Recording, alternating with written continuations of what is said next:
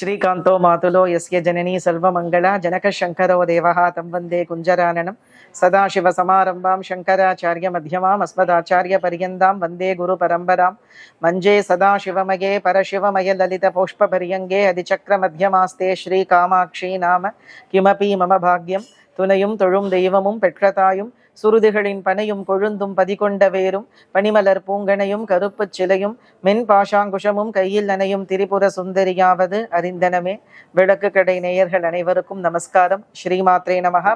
ராஜராஜேஸ்வரியான ஸ்ரீ காமாட்சி பரதேவதையினுடையதான அவ்யாஜமான கருணா கட்டாட்சத்தோட கூட்ட பரபிரம்மஸ்வரூபிணியாக பிரகாசிக்க கூடியதான ராஜவாராகி அம்பிகையினுடையதான பரிபூர்ண அனுகிரகத்தோட கூட்ட அவள் அருளாளே அவள் தாழ் வணங்கி வாராகி மாலையினுடையதான வைபவத்தை, இந்த வாராகியினுடைய கருணை இருக்கிறதுனாலதான் நம்மளால சிந்தனை பண்ண முடிகிறது. காப்பு செய்யுளுடையதான ஒரு வைபவத்தை நாம சிந்தனை பண்ணினோம். அந்த காப்பு செய்யுளை தொடர்ந்து அந்த வாராகியினுடையதான ஒரு வைபவத்தை முதல் செய்யுளில் இருந்து ஒரு நாளைக்கு ஒரு செய்யுள் வீதம் அம்பிகையினுடையதான கிருபையோட நாம சிந்தனை பண்ண போறோம். அம்பாளுடையதான கருணா கடாட்சத்தோட கூட்ட அகண்ட சச்சிதானந்த மகியாக பரபிரம்மஸ்வரூபிணியாக விளங்கக்கூடியதான அந்த வாராகியினுடையதான ஒரு பராக்கிரமம், மகாவாராகியினுடையதான ஒரு வைபவத்தை விசேஷமாக சிந்தனை செய்ய போறோம். தந்திரராஜம் அப்படிங்கிறதான ஒரு மகா தந்திரம். அந்த தந்திரமானது ரொம்பவும் பழமையானது, அம்பிகையின் வைபவத்தை விசேஷமாக சொல்லக்கூடியது. அந்த தந்திரராஜ தந்திரத்திலே பார்த்தோம் அப்படின்னு சொன்னாக்க ஷோடச நித்யா தேவிகளுடையதான பராக்கிரமம், திதி நித்யா தேவிகள் அப்படின்னு சொல்லுவோம். அந்த திதி நித்யா தேவிகளை எங்க பார்க்கலாம்னு சொன்னா நங்கநல்லூரிலே விளங்கக்கூடிய ராஜராஜேஸ்வரி அம்பிகையினுடையதான கோவில்ல தான் நாம பார்க்க முடியும். அந்த விக்கிரகத்தோட கூட 15 படிகள் இருக்கும். அந்த 15 படிகளை தாண்டி 16 படிகளை தாண்டி ஒவ்வொரு படியிலையும் பார்த்தேன் அப்படின்னாக்க இந்த பக்கமும் அந்த பக்கமும் நித்யா தேவிகளுடையதான ஒரு விக்கிரகத்தை அவ்விடத்திலே பொறிச்சிருப்பான். அந்த நித்யா தேவிகளுடையதான வழிபாடு எங்க இருக்குன்னு கேட்டோம்னா அவளுடைய மந்திரங்கள் என்ன, அவர்களை உபாசிக்க கூடியதான வழிமுறைகள் என்ன, இந்த விஷயங்கள் எல்லாமே இந்த தந்திரராஜம் அப்படிங்கிறதான ஒரு தந்திரத்திலே விளங்கக்கூடியதாக இருக்கு. அந்த தந்திரராஜத்திலே நித்யா தேவதைகளுடையதான உபாசனைக்கு அப்புறமாக சொல்லப்பட்டிருக்க கூடியதான விஷயம் என்னன்னு கேட்டாக்க 2 தேவிகளுடைய வைபவத்தை அந்த தந்திரமானது விசேஷமாக சொல்லுறது. ஒன்னு வாராகி, இன்னொன்னு குருகுல்லா. அதாவது வாராகியினுடைய வழிபாடு எல்லோருக்கும் இப்போ பிராபல்யமாக தெரிகிறது.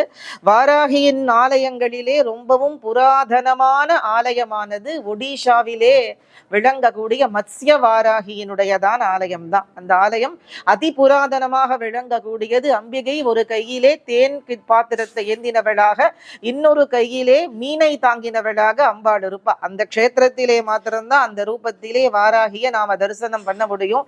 புவனேஸ்வர் யாராவது போனேள் அப்படின்னா, புவனேஸ்வர் ஒடிஷாவிலே அந்த புவனேஸ்வரத்திற்கு பக்கத்திலே இந்த மத்ஸ்ய வாராகி அப்படிங்கிற தேவியினுடைய ஆலயமானது விளங்குறது. அப்படி அந்த வாராகியினுடையதான வழிபாடுங்கிறது ஓரளவுக்கு பிராபல்யமாக இருக்கு. குருகுல்லா அப்படிங்கிற தேவியின் வழிபாடு அப்படின்னு ஒரு அம்பாள் இருக்கா அப்படிங்கிறதே யாருக்குமே தெரியாது. இந்த குருகுல்லா அப்படிங்கிற மூர்த்தி அதாவது அதி புராதனமாக ரொம்ப பழமையான காலங்களில் தொடங்கி லலிதா தேவியோட கூட வாராகியையும் குருகுல்லாவையும் சேர்த்து வழிபடக்கூடிய வழக்கமானது இந்த பாரத வருஷத்திலே விளங்கிண்டு வர்றது அப்படிங்கிறதும் அந்த குருகுல்லா தேவியின் வழிபாடு அந்த தந்திரராஜ தந்திரத்திலே விளங்குறது. இப்பொழுது நேபாளத்திலே மட்டும் இருக்கு. மற்ற இடங்கள்ல அந்த அம்பிகைக்கு ஒரு வழிபாடுங்கிறது இப்போ இல்லை, யாருக்கும் தெரியல, மறைஞ்சு போச்சு அப்படின்னு நாம சொல்லலாம்.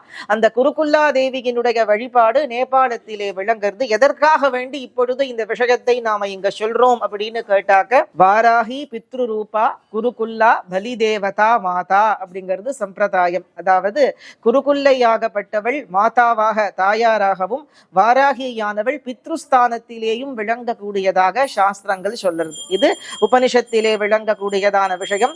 தந்திர ராஜத்திலே விளங்கக்கூடியதான ஒரு விஷயம். ஸ்ரீதேவியான லலிதா பரமேஸ்வரிக்கும் கூட மாத்ருஸ்தானத்திலே குருகுல்லாவும் பித்ருஸ்தானத்திலே வாராகியாக விளங்கதாங்கிறது ரகசியமான ஒரு விஷயம். அதனால தேவியை வழிபடக்கூடிய உபாசகர்கள் அத்தனை பேருக்குமே, தேவி உபாசகர்கள் அத்தனை பேருக்குமே குருகுல்லாவானவள் மாத்ருஸ்தானத்திலேயும் வாராகியானவள் பித்ருஸ்தானத்திலேயும் விளங்குதாங்கிறதும் சாஸ்திரத்திலே விளங்கக்கூடிய விஷயம். அது மட்டுமல்லாம நவ கோணாத்மகமாக விளங்கக்கூடிய ஸ்ரீசக்கரம், ஸ்ரீசக்கரத்திற்கு 9 ஆவரணங்கள் நாம சொல்லுவோம் இல்லையா? 4 சிவகோணங்கள், 5 சக்தி கோணங்கள். சக்தி கோணங்கள் 5ம் சிவகோணங்கள் 4ம் சேர 9 ஆவரணங்கள் தோன்றுகிறது. மேல் நோக்கி இருக்கக்கூடிய முக்கோணங்கள் 4, கீழ் நோக்கி இருக்கக்கூடிய முக்கோணங்கள் 5. இந்த 4 முக்கோணங்களும் 5 முக்கோணங்களும் ஒன்றை ஒன்று வெட்டி கொள்ளும் பொழுது 43 முக்கோணங்கள் தோன்றுகிறதுங்கிறது சாஸ்திரம். 43 கோணங்களுக்கு மத்தியத்திலே 40 முக்கோண நாயகியாக அந்த பராசக்தியானவள் பிந்துஸ்தானத்திலே மகா காமேஸ்வரான பரமசிவனோட பிரகாசிக்கதாங்கிறத சொல்றது இல்லையா?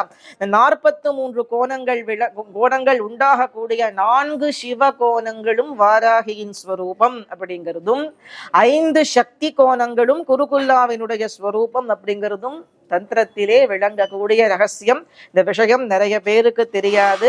எப்படி சிவசக்தியாத்மகமாக பரமசிவனுடையதான ஸ்வரூபமும் சக்தியினுடைய ஸ்வரூபமும் சேர்ந்து இந்த ஸ்ரீசக்கரம் விளங்குகின்றதோ, அதுபோல வாராகியினுடையதான ஸ்வரூபமும் குருகுல்லா தேவியின் ஸ்வரூபமும் சேர்ந்து விளங்குறது அப்படிங்கிறது இந்த ரகசியமான விஷயம். அந்த காரணத்தினாலே பெருகியதான கருணையை உடைய வாராகியினுடையதான கருணையை அனைவரும் அடைய வேண்டும்.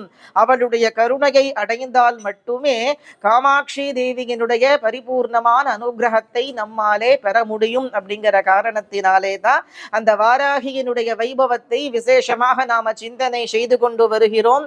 வீரை கவிராய பண்டிதர் பரம ஸ்ரீவித்யா உபாசகர். அவர் பரம்பரையே ஸ்ரீவித்யா உபாசனை பரம்பரை தான். அவருடைய தகப்பனார், அவருடைய பிள்ளை அத்தனை பேருமே பார்த்தோம்னு சொன்னாங்க எல்லோருமே ஸ்ரீவித்யா உபாசகர்களாக தேவியினுடையதான அளவு கடந்த கருணையை பெற்றவர்களாகத்தான் விளங்குதர். வீரே கவிராய பண்டிதர் ஆனந்த நாயகி மாலை, வாராகி மாலை, திரிபுரை மாலை, திரிபுரை மனோன்மணி மாலை, இந்த நூல்களை எல்லாம் விசேஷமாக பண்ணிருக்கார். அவருடைய பிள்ளையான வீரை அம்பிகாபதியோ பராபரை மாலை அப்படிங்கிற ஒரு நூலை பராபரை பரமாய பராபரையே அப்படின்னு காமாட்சிய பரமாய பராபரையே பரமாய பராபரையேன்னு சொல்லி அந்த பரமாய பராபரையான காமாட்சியின் திருவடிகளிலே கலந்து மறைந்தார் அப்படிங்கிறதையும் இதெல்லாம் ரொம்ப வெளிப்பட வேண்டியதான ஒரு விஷயம். அந்த வீரை கவிராக பண்டிதர் செய்திருக்கக்கூடிய அற்புதமான ஒரு நூல் இந்த வாராகி மாலை.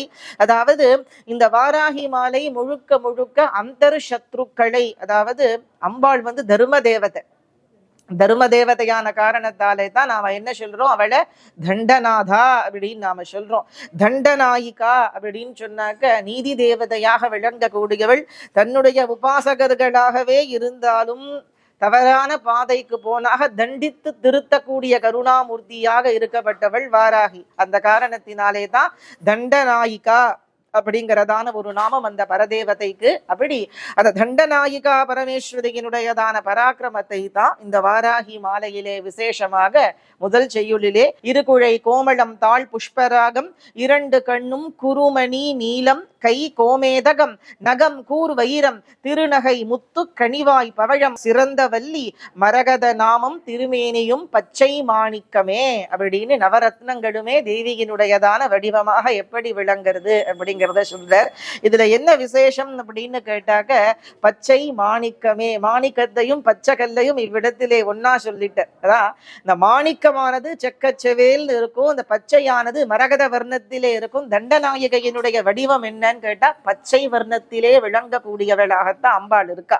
பச்சை பசேல் இந்த எமரால்டு அப்படின்னு சொல்லுவோம் இல்லையா, அந்த வர்ணத்தை உடையவளாக விளங்கக்கூடிய வாராகியோடு மாணிக்கத்தையும் சேர்த்து சொல்றாரே. அபிராமி பட்டரும் என்ன சொன்னார், உதிக்கின்ற செங்கதில் உச்சி திலகம் உணர்வுடையோர் மதிக்கின்ற மாணிக்கம் அப்படிங்கிறார். அதே மாதிரி இப்ப திருவொற்றியூரிலே விளங்கக்கூடிய திரிபுர சுந்தரியான வடிவுடை மாணிக்க மாலையிலே வடிவுடை மாணிக்கமே, வடிவுடை மாணிக்கமேன்னு அப்படி மாணிக்கத்துக்கு எல்லா மகான்களுமே இம்பார்ட்டன்ஸ் கொடுத்திருக்கா. எதற்காக மாணிக்கத்திற்கு அந்த ஒரு இம்பார்ட்டன்ஸ் கொடுத்திருக்கா அப்படின்னு கேட்டா, நிலை மாறா தன்மை உடையது மாணிக்கம் மட்டுமே.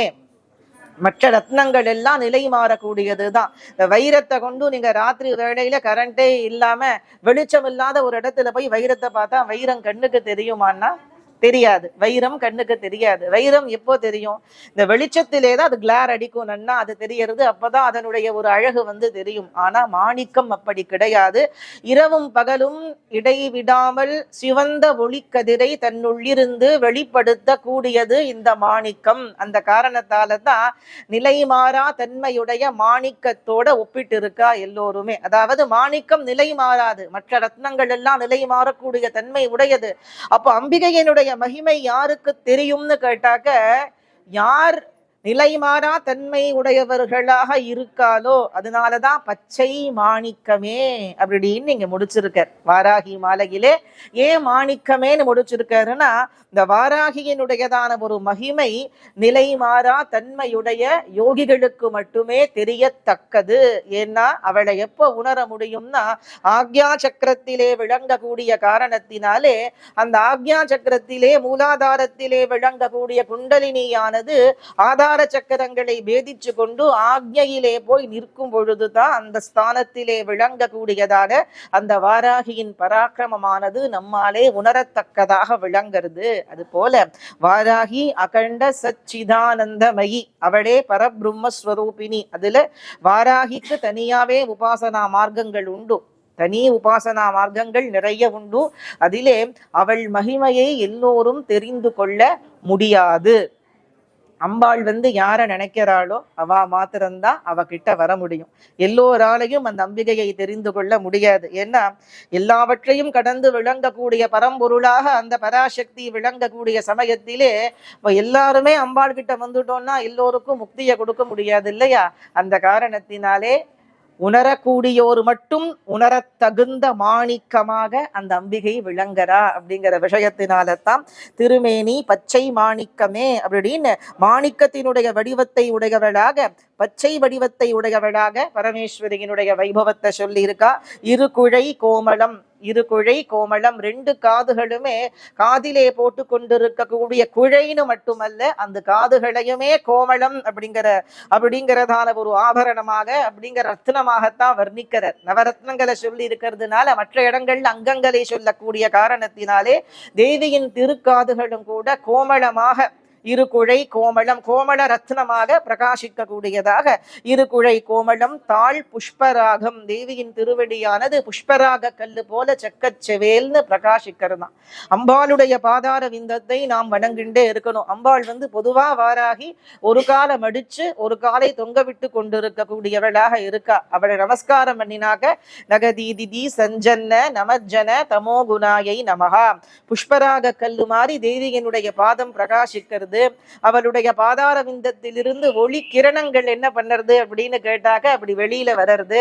அந்த ஒளி கிரணங்கள் நாம் அந்த வாராகி தேவியின் பாதத்திலே விழுந்து வணங்கும் பொழுது அவள் பாதார விந்தத்திலிருந்து வெளிவரக்கூடியதான ஜோதியானது நம் ஹிருதயத்திற்குள்ளே புகுந்து அங்கே விளங்கக்கூடியதான அக்ஞானத்தை வேரோடு அழிக்கிறது. அந்த காரணத்தினாலே தான் அம்பிகைக்கு அநேகம் நமஸ்காரங்களை செய்ய வேண்டும். அம்பாள் நமஸ்கார பிரியை, எந்த ரூபமா இருந்தாலுமே சரி. பரமசிவனுக்கு அபிஷேக பிரியன்னு நாம சொல்றோம், மகாவிஷ்ணுவிற்கு அலங்கார பிரியன்னு நாம சொல்றோம். அப்ப அம்பாள் என்னன்னா நமஸ்கார பிரியை. அவளை நமஸ்காரம் பண்ணினாக்க அம்பாளுக்கு பிரீத்தியானது ஏற்படுறதான். அந்த காரணத்தினால சொல்லியிருக்கா இரு குழை கோமளம் தாழ் புஷ்பராகம் இரண்டு கண்ணும் குருமணி நீலம் அப்படின்னா. ரெண்டு கண்ணுமே நீல ரத்னம் மாதிரி பிரகாசிக்க கூடியது. அந்த நீலம் எப்படி அந்த ரத்னமானது நீலமாக விளங்குறதோ அது போல தேவியினுடைய நேத்திரங்களும் கூட நீல வர்ணத்தை உடையதாக, நீல காந்தி பொருந்தியதாக விளங்கக்கூடியதாக இருக்கு. நீலோத்பல புஷ்பமானது அந்த நீலமா தான் இருக்கும். எதற்காக கண்ணை போய் நீல ரத்னம்னு போய் சொல்லி இருக்கா? நமக்கு ஒரு சந்தேகம் வரும். எதுக்கு கண்ணை நீல ரத்னமா சொல்லி இருக்கான்னா, அதாவது குளிர்ச்சி பொருந்தியதான கண்களை கொண்டவள் அப்படிங்கிற காரணத்தினாலே. அம்பாளுக்கு பக்கத்துல போய் நாம நிக்கிறோம், நிற்கும் பொழுது அப்படி அவளுடைய கண் அப்படி வெம்மையா இருந்ததுன்னா நம்ம கிட்டக்க போக முடியுமா? அம்பாள் பக்கத்துல போய் நின்று நம்ம சேவிக்க முடியும். அப்படியே கொதிச்சுண்டு அக்னி மாதிரி கொதிச்சுட்டு இருந்தா அப்படின்னா அப்போ பரதேவதை எப்படிப்பட்டவளாக இருக்கான்னு கேட்டா, நீலாயதாட்சின்னு நாகப்பட்டினத்திலே விளங்கக்கூடிய அம்பாளுக்கு பேர். எதுனாலன்னா நீலோத்பல புஷ்பத்தை தன் திருக்கண்களிலே தாங்கி கொண்டிருக்கக்கூடிய காரணத்தினாலே. நீல அல்லி எவ்வளவு குளிர்ச்சியாக இருக்குமோ அது போன்ற நேத்திரங்களை கொண்டதினால் அவளுக்கு நீலாயதாட்சின்னு பேரு. அது போல குளிர்ச்சி பொருந்தியதான கண்களை கொண்டவள். அந்த காரணத்தினால தான் நீல நிற காந்தியோடே விளங்கக்கூடிய நேத்திரங்களை கொண்டவளாக அம்பாளை சொல்லி இருக்கா. அப்பொழுது குளிர்ச்சி பொருந்தியவளா, பக்தர்களுக்கு குளிர்ச்சி பொருந்தியவளாகவும் பாவிகளை அழிக்க கூடியவளாகவும் அந்த பராசக்தி ஸ்வயம் தானே பிரகாசிக்கிறா. இரண்டு கண்ணும் குருமணி நீலம், நீலவர்ணத்தோட விளங்கக்கூடிய நீல ரத்னம் போல பிரகாசிக்கக்கூடிய ப்ளூ சஃபயர் அப்படின்னு சொல்லுவா அந்த கல்ல. அப்படி நீல ரத்னம் போல பிரகாசிக்கக்கூடிய அழகியதான கண்களை உடையவளாக. கை கோமேதகம், அந்த கரங்கள் எப்படி இருக்குன்னு கேட்டாக்க கொடுத்து சிவந்த கரங்கள் அப்படின்னு சொல்லுவா. கை அப்படி செக்கச்செவேல்னு கோமேதக ரத்னம் மாதிரி அஷ்டபுஜங்கள்ல 8 ஆயுதங்களை ஏந்தினவளாக. இந்த வாராகி மாலை தண்டநாயகியத்தா சொல்லுறது. அவள் தான் மகாவாராகி. வாராகிக்கு அநேக மூர்த்தங்கள் உண்டு. எப்படி காளிக்கு அநேக வடிவங்கள் உண்டோ, திரிபுர சுந்தரிக்கு அநேக வடிவங்கள் உண்டோ, அதுபோல வாராகிக்கும் கணக்கிலே சொல்ல முடியாத அநேக வடிவங்கள் உண்டு. தந்திர சாஸ்திரங்களிலே அநேக வடிவங்கள் சொல்லப்பட்டிருக்கு. ஆனா லகுவாராகி மகாவாராகிங்கிற 2 மூர்த்தங்களை மட்டும்தான் நாம் வழிபட முடியும். நம்மால் வழிபட தகுந்த இந்த மகாவாராகிங்கிறது தான் சர்வத்தையும் தாண்டி விளங்கக்கூடிய பரபிரம்மஸ்வரூபிணி லலிதா தேவியினுடைய சேனாநாயகி தண்டநாதா. 8 புஜங்களோட விளங்கக்கூடியவள்.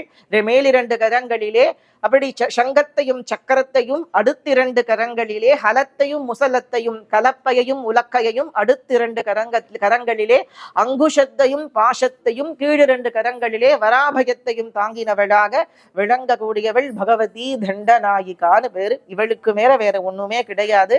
அனைத்து வாராகி மூர்த்தங்களும் இந்த தண்டநாயிகாக்குள்ள ஐக்கியமா போறது. இந்த வாராகியும் 2வது சப்த மாத்ருகைகளிலே விளங்கக்கூடிய வாராகி. அந்த வாராகியானவள் இந்த வாராகியினுடையதான அம்சத்திலிருந்து தோன்றியவள். அவளுக்கு லகுவாராகி அப்படிங்கிறதான ஒரு நாமா. சப்த மாத்ருகைகளிலே விளங்கக்கூடிய வாராகி. அந்த வாராகி தான் என்ன பண்ணினா, ஹிரண்யாட்சனை சம்ஹாரம் பண்ணினா. வராக அவதாரத்தை பெருமாள் தாங்கி கொண்டு இந்த பூமியை தன் தந்தங்களால கொம்புகளால அவர் தூக்கிறார் இல்லையா, அப்பொழுது அவருக்கு சக்தியாக இருந்தவள் யாருன்னா அது லகுவாராகி. இவள் சர்வத்தையும் கடந்த மகாவாராகி. இவளுக்கு மேல ஒண்ணும் இல்லை. அந்த லகுவாராகியானவள் இவளுடைய அம்சமாக தோன்றி அந்த நாராயணருக்கு ஹிரண்யாட்ச சம்ஹாரம் செய்வதற்கு அனுகிரகத்தை செய்தவளும் அவள் தான். அது போல நிஷும்பனோடையும் சும்பனோடையும் துர்கா பரமேஸ்வரி யுத்தம் பண்ணக்கூடிய சமயத்திலே துர்கைக்கு சகாயமாக வந்தவளும் லகுவாராகி தான்.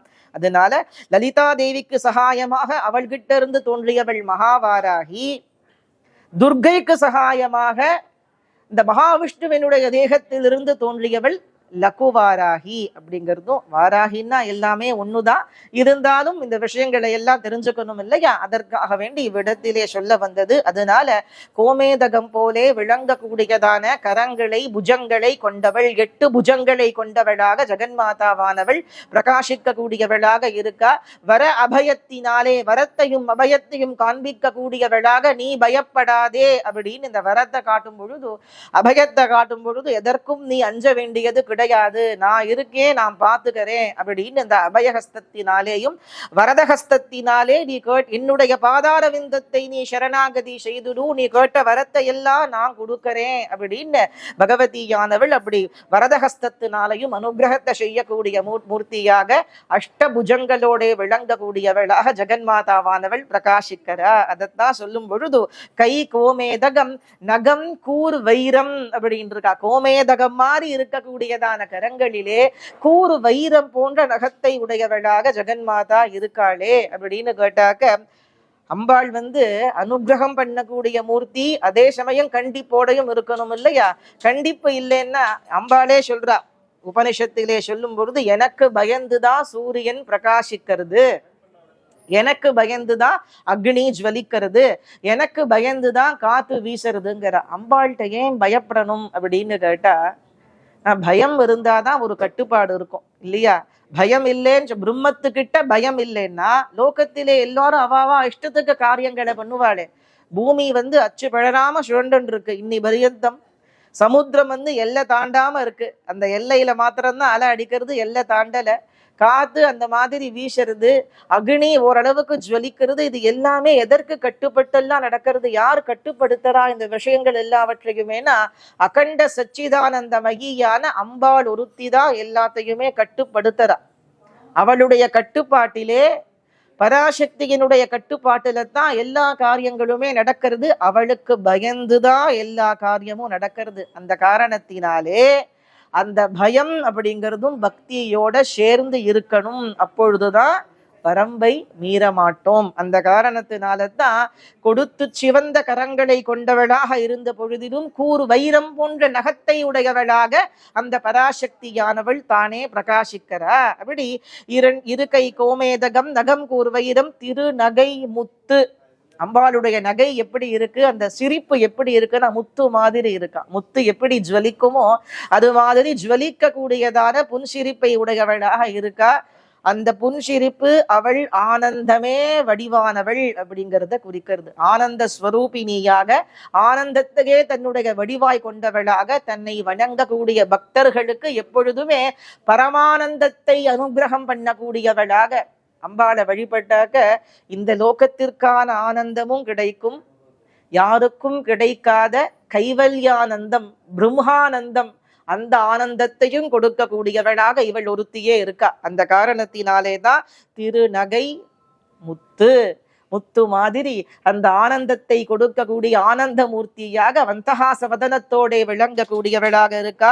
கனிவாய் பவழம் அப்படின்னா அந்த வாக்கானது பவழம் போன்ற அதரத்தை உடையவளாக, பவழம் போன்ற உதடுகளை உடையவளாக அந்த பரமேஸ்வரி பிரகாசிக்கிறா. சிறந்த வள்ளி.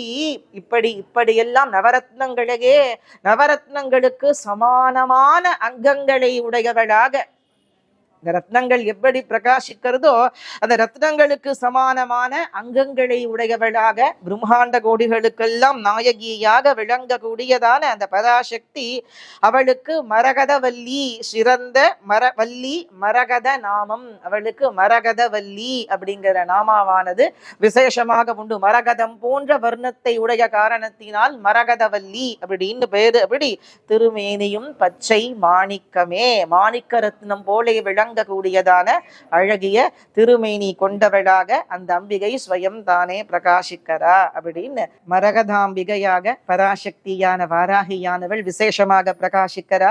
அந்த ரத்னங்கள் எதை குறிக்கிறதுங்கிறத சுருக்கமா பார்த்துடுவோம், இதை விஸ்தாரமாவும் பார்க்கலாம். இந்த ரத்னங்கள் எதை குறிக்கிறது? கோமளம் அப்படிங்கிற ரத்னமானது அப்படி ஞானத்தினுடையதான ஒரு ஸ்வரூபத்தை குறிக்கக்கூடிய காரணத்தினாலே ரெண்டு காதுகள்லையுமே பகவதியானவள் கோமள ரத்னத்தை போன்ற காதுகளை உடைய காரணத்தினாலே ஞானஸ்வரூபிணியாக தன் பக்தனுடையதான பிரார்த்தனையை கேட்டு அந்த பக்தனுக்கு ஞானத்தை அனுகிரகம் பண்ணக்கூடிய மூர்த்தியாக இருக்கிற காரணத்தினாலே கோமளம் போன்ற காதுகளை உடையவளாக இருக்கா. புஷ்பராகம் போன்ற பாதங்கள் எதை குறிக்கிறதுன்னு கேட்டாக்க அந்த புஷ்பராக ரத்னமானது குரு பகவானுக்கு உரியதான ஒரு ரத்னம் புஷ்பராகம். அப்போ அந்த பகவதியினுடைய பாதார விந்தத்தை நாம பிடிச்சுண்டோன்னு சொன்னாக்க, வாராகியின் பாதார விந்தத்தை பிடிச்சுண்டோம் அப்படின்னு சொன்னாக்க, எப்படி குருநாதன் நல்வழி காட்டி பிரம்மத்தோட நம்மை சேர்ப்பாரோ அது போல இந்த பகவதியான வாராகியானவள் இவளே பிரம்மஸ்வரூபிணி தான். அதனால அந்த ஞானத்தை கொடுத்து குருவினுடைய அனுகிரகத்தையும் கொடுத்து முக்தியை கொடுக்கக்கூடிய மூர்த்தியாக விளங்கக்கூடிய காரணத்தினாலே புஷ்பராகத்தை போன்றதான பாதத்தை உடையவளாக ஜெகன்மாதாவானவள் விளங்குறா. நீலக்கல்லினுடைய மகிமையை நாம ஏற்கனவே பார்த்தோம். நீலமானது கருணையை குறிக்கிறது. அதாவது கருணை பொருந்திய விழிகளை உடைய காரணத்தினாலே அப்படி மரகத பச்சை வர்ணத்தை உடையவளாக மரகதாம்பிகையாக பராசக்தியான வாராகியானவள் விசேஷமாக பிரகாசிக்கிறா. அந்த ரத்னங்கள் எதை குறிக்கிறதுங்கிறத சுருக்கமா பார்த்துடுவோம், இதை விஸ்தாரமாகவும் பார்க்கலாம். இந்த ரத்னங்கள் எதை எதை குறிக்கிறது? கோமளம் அப்படிங்கிற ரத்னமானது அப்படி ஞானத்தினுடையதான ஒரு ஸ்வரூபத்தை குறிக்கக்கூடிய காரணத்தினாலே 2 காதுகள்லையுமே பகவதியானவள் கோமள ரத்னத்தை போன்ற காதுகளை உடைய காரணத்தினாலே ஞானஸ்வரூபிணியாக தன் பக்தனுடையதான பிரார்த்தனையை கேட்டு அந்த பக்தனுக்கு ஞானத்தை அனுகிரகம் பண்ணக்கூடிய மூர்த்தியாக இருக்கிற காரணத்தினாலே கோமளம் போன்ற காதுகளை உடையவளாக இருக்கா. புஷ்பராகம் போன்ற பாதங்கள் எதை குறிக்கிறதுன்னு கேட்டாக்க அந்த புஷ்பராக ரத்னமானது குரு பகவானுக்கு உரியதான ஒரு ரத்னம் புஷ்பராகம். அப்போ அந்த பகவதியினுடைய பாதார விந்தத்தை நாம பிடிச்சுட்டோம்னு சொன்னாக்க, வாராகியின் பாதார விந்தத்தை பிடிச்சுட்டோம் அப்படின்னு சொன்னாக்க, எப்படி குருநாதன் நல்வழி காட்டி பிரம்மத்தோட நம்மை சேர்ப்பாரோ அது போல இந்த பகவதியான வாராகியானவள் இவளே பிரம்மஸ்வரூபிணி தான். அதனால அந்த ஞானத்தை கொடுத்து குருவினுடைய அனுகிரகத்தையும் கொடுத்து முக்தியை கொடுக்கக்கூடிய மூர்த்தியாக விளங்கக்கூடிய காரணத்தினாலே புஷ்பராகத்தை போன்றதான பாதத்தை உடையவளாக ஜெகன்மாதாவானவள் விளங்குறா. நீலக்கல்லினுடைய மகிமையை நாம ஏற்கனவே பார்த்தோம். நீலமானது கருணையை குறிக்கிறது. அதாவது கருணாசாகரியாகவே ஜெகன்மாதா விளங்கக்கூடிய காரணத்தினாலே தான் நீலக்கண்களை உடையவளாக, நீலோத்பல புஷ்பம் மாதிரி நீலக்கண்களை உடையவளாக அம்பாள் இருக்கான்னு பார்த்தோம் இல்லையா? அந்த நீலமானது கருணையை குறிக்கக்கூடியதாக இருக்கு. கோமேதகம், இந்த கோமேதகமானது அந்த கரங்கள், அம்பாள் வராபயத்தோட அஷ்டபுஜங்களோட விளங்குறா இல்லையா? அந்த கோமேதக கல்லானது இந்த உலகிலே விளங்கக்கூடியதான எல்லா வகையான துக்கங்களையும் போக்கி மறுமையிலே முக்தி கொடுக்கக்கூடிய காரணத்தினாலே அந்த கோமேதகம் போன்ற கரத்தை உடையவளாக நமக்கு அம்பாளை நோக்கி போகும் பொழுது அநேக தடைகள் நமக்கு ஏற்படும். ஏன்னா அவ்வளவு சுலபமா நம்ம கர்மா நம்மள அம்பாள்கிட்ட போக விட்டுடாது. அதை தடுக்கக்கூடியவளாக அப்படி அந்த பரதேவதையானவள் எல்லா விதமான தடைகளையும் அழிக்கக்கூடியவளாக ஜெகன்மாதா அனுகிரகம் பண்ணக்கூடிய காரணத்தினாலே அவளுடைய திருக்கைகள் கோமேதகம் போலே விளங்கக்கூடியதாக பிரகாசிக்கிறது. அது போல கூறு வைரம் போன்ற நகத்தை உடையவள்ங்கிறது எதை குறிக்கிறது அப்படின்னு கேட்டாக்க, அக்ஞானத்தை வேரோடு அழிக்கக்கூடியவளாக அந்த கூர்மையான வைரத்தினுடைய ஒளியானது எப்படி விளங்குமோ அந்த கூறு வைர ஒளியானது நம் ஹிருதயத்தில் ஆழமாக புதைந்து விளங்கக்கூடிய அக்ஞான வேரோடு அழிக்கக்கூடியதாக விளங்கக்கூடியதாக இருக்கு. அது போல அந்த முத்து போன்ற நகை சிரிப்புங்கிறது மோட்சத்தை கொடுக்கக்கூடிய மூர்த்தி இவளே ஞானஸ்வரூபிணி, இவளே முக்தியை வழங்கக்கூடியவள் என்பதை குறிக்கும்படியாக இருக்கு. அது போல அந்த பவழவாய்ங்கிறது சதுரு வேதங்களும் இவள் வாக்கிலிருந்து புறப்பட்டதே, வேத மாதாவாக விளங்கக்கூடியவள் இவள் ஒருத்தியைங்கிறதான் அந்த திருவாயானது குறிக்கிறது. பச்சை வர்ணத்தோட விளங்கக்கூடிய அந்த தேவியினுடையதான திருமேனி, பச்சை வர்ணத்தோட விளங்கக்கூடிய திருமேனிங்கிறது அந்த ஆக்ஞா சக்கரத்திலே பகவதி விளங்கக்கூடிய சமயத்திலே பச்சை வர்ணத்திலே தான் பராசக்தி இருப்பா அப்படிங்கறத சாஸ்திரங்கள் சொல்லுறது. அப்படி இந்த ஆக்ஞையிலிருந்து சகசிராரத்திற்கு புறப்பட போறா. அப்போ அந்த ஆக்ஞா சக்கரத்திலே விளங்கக்கூடிய மூர்த்தியானவள் இடைவிடாத அந்த ஞான சாகரத்திலே திளைக்கும்படியான ஒரு அனுகிரகத்தை பக்தனுக்கு கொடுப்பதற்கு சித்தமாயிருக்கா அப்படிங்கிறது தான் அந்த பச்சை வர்ணத்திலே விளங்கக்கூடிய தேவியின் திருமேனி குறிக்கிறது. இவ்வுலக வாழ்க்கையை விட்டு எவன் அவள் ஒருத்தியே சரணாகதம் அவள் பாதத்துல விழுந்திருக்கானோ அவனுக்காக வேண்டி, அந்த பக்தனுக்காக வேண்டி இடைவிடாத ஞானத்தை கொடுப்பதற்கு, அதாவது தைலத்தாரை மாதிரி எண்ணெய மேலிருந்து கீழே கொட்டினாக நடுப்புற கேப்பே இருக்காது, பார்த்திருக்கா? அந்த மாதிரி தைலத்தாரை போல் இடைவிடாத பரமானந்த வெள்ளத்திலே திளைக்கும்படியான ஒரு நிலையை பக்தனுக்கு அனுகிரகம் பண்ண சித்தமா இருக்காங்கிறத குறிக்கிறது தான் அந்த பச்சை வர்ணத்தோட விளங்கக்கூடியதான அந்த திருமேனியானது. அப்படி பச்சை மாணிக்க வல்லியாக விளங்கக்கூடிய பராசக்தியான மகாவாராகியினுடைய ஸ்ரீபாதார விந்தத்தை நாம சரணாகதி பண்ணுவோம். தொடர்ந்து வாராகி மாலையிலே விளங்கக்கூடிய தேவியின் பராக்கிரமத்தை சிந்தனை பண்ணலாம். சர்வமங்கள மாங்கல்யே சிவே சர்வார்த்த சாதிகே சரண்யே த்ரயம்பகே கௌரி நாராயணி நமோஸ்துதே. ஸ்ரீமாத்ரே நமः. காமாட்சி சரணம். காமாட்சி காமாட்சி. கொண்டு